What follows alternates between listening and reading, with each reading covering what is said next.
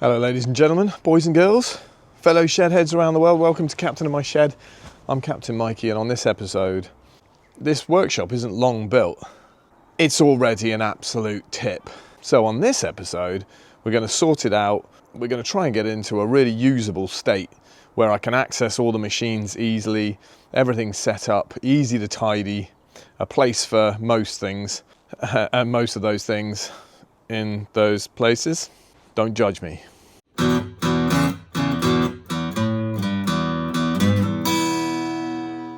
Got all kinds of nonsense going on. Some of this is to go down to the skip, some of it needs tidying away, and some of it belongs to other people, like this, for example. But inside is where the real mess is. Ta-da! Okay, we've got buckets of bits and pieces and tools and things that never got put away into a sensible place. Every surface covered in crap. Yeah. Everywhere we look, there's a right load of nonsense. I don't really know what else to say.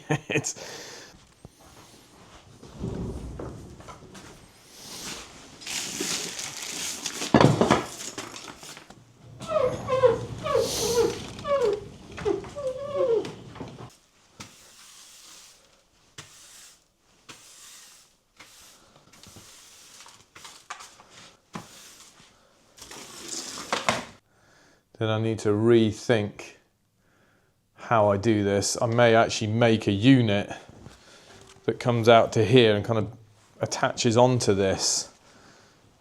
I'm loath to get rid of my lovely workbench. But for now, this orientation works a little bit better, I think. I can move the whole thing that way a little bit, I suppose.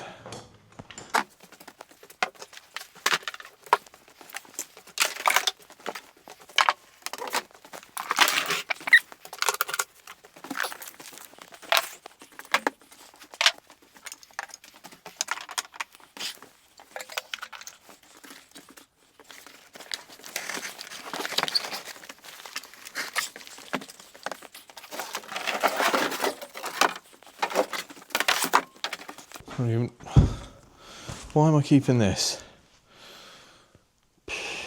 No good reason. Manky old bit of OSB. What am I going to do with that? Oh, probably something.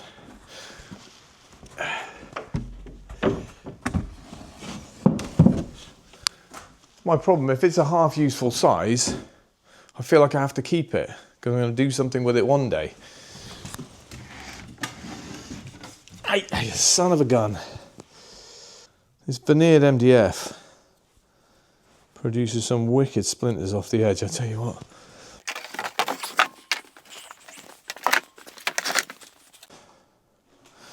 Well, there we are, a nice clear space there.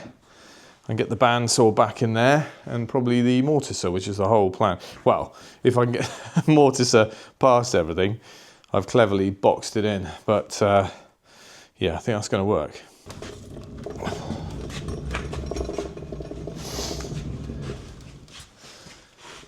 Get your machines on wheels. It makes, at least for the first year, until you know exactly where everything's going to be. If you haven't touched something for 2 years and it's on wheels, then maybe think about making it stationary. But most things, especially in a small workshop, stick them on wheels.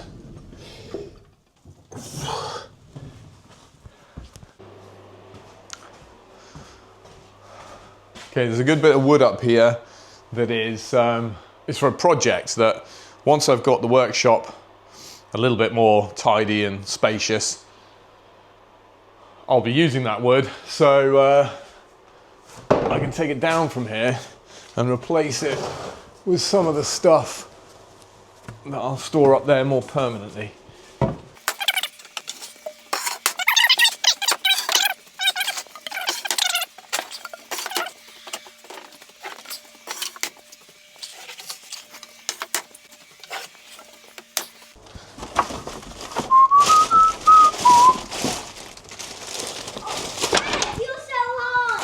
Hey, big man, how are you? Good. Good.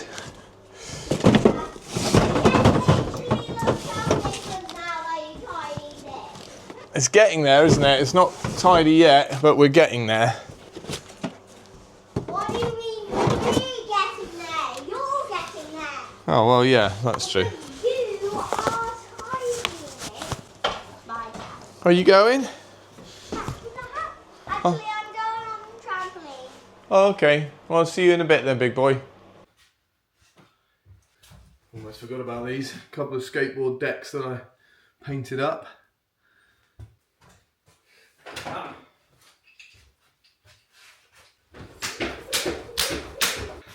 To use these a bit more this year. Get rid of the old dad bod.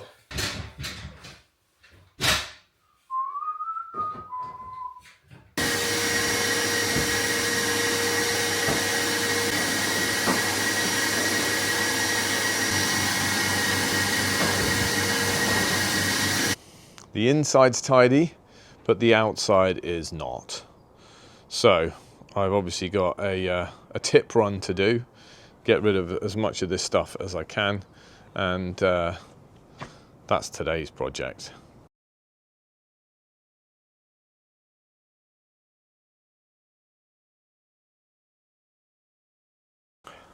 So the building inside is about 5.5 by 5.5 meters approximately. We've got lights down the side here. There's a motion detector at the back. And let's show you the back while we're talking about it. A little bit untidy because I've been working back here installing the mini split. There'll be a video to come on that. And this is a wood storage solution that was nice and quick to build and keeps my workshop from getting cluttered up.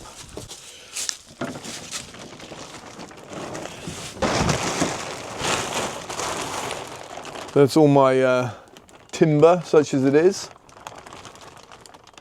ready for use. And it has been well worth getting all that timber out of the workshop, because as big as the wood workshop is, wall space is always prime real estate. Let's go and have a look inside. These doors I found on Facebook Marketplace. It's nicely made and it fit the space perfectly, mainly because I could build a space around it. Right, let's have a look.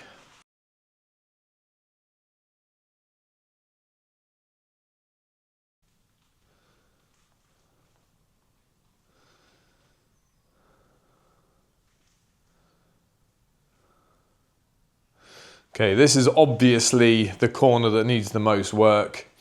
I have a plan to get rid of some of that timber, at least find a better place to store it.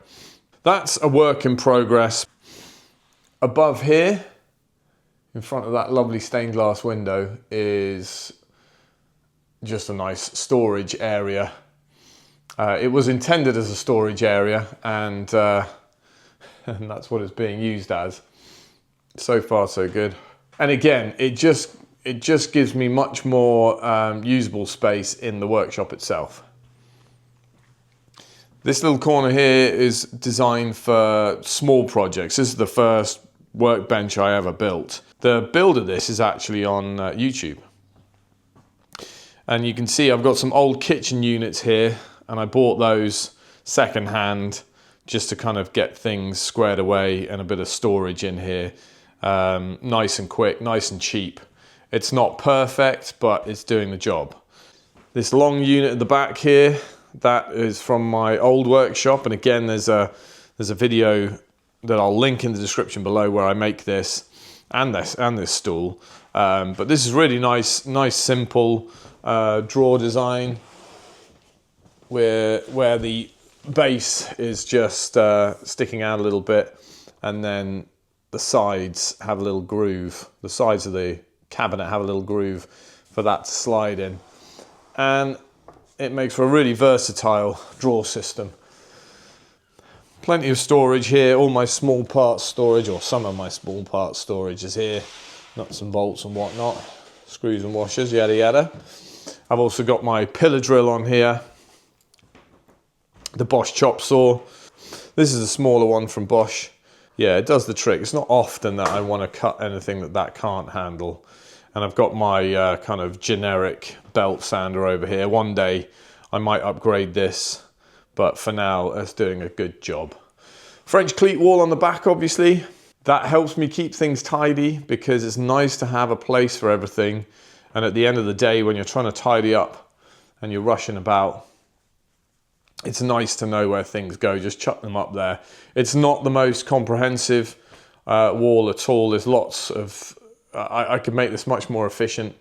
I just haven't had the time to do that.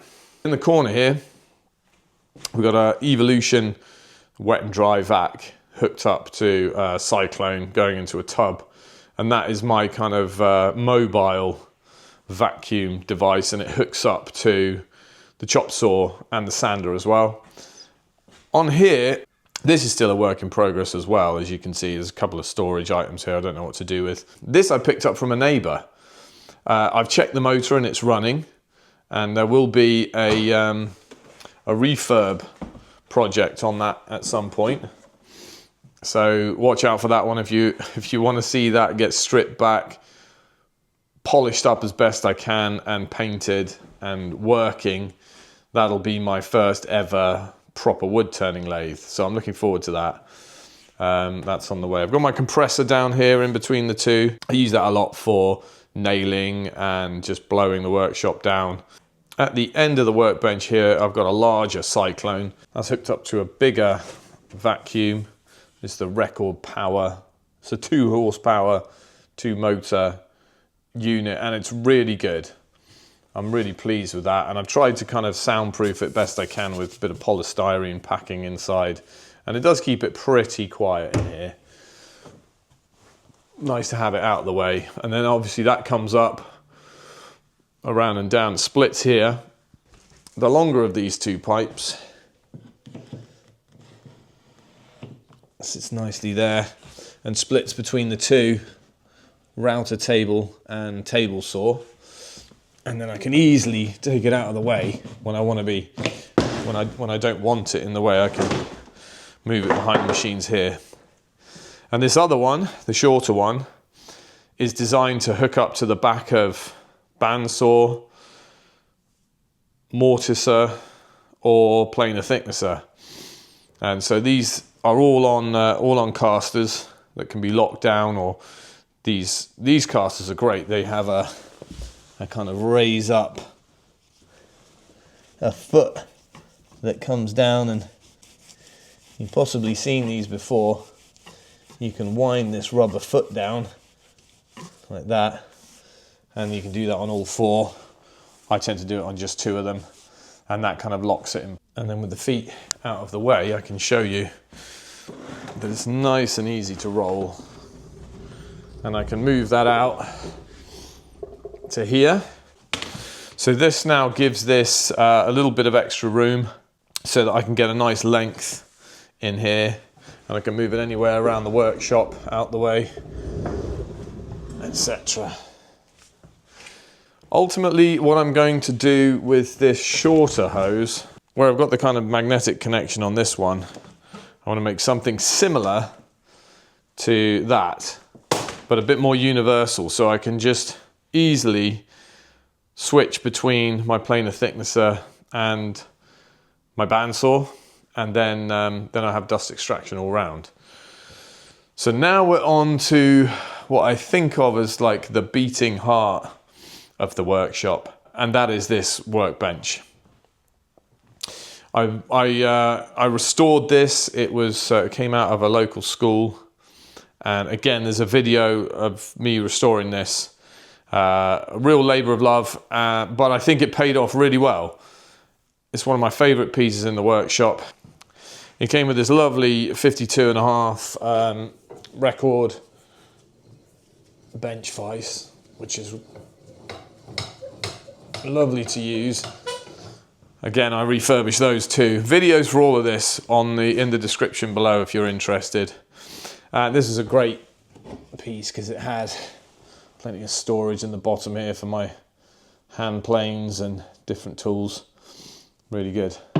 And I've got oodles of character.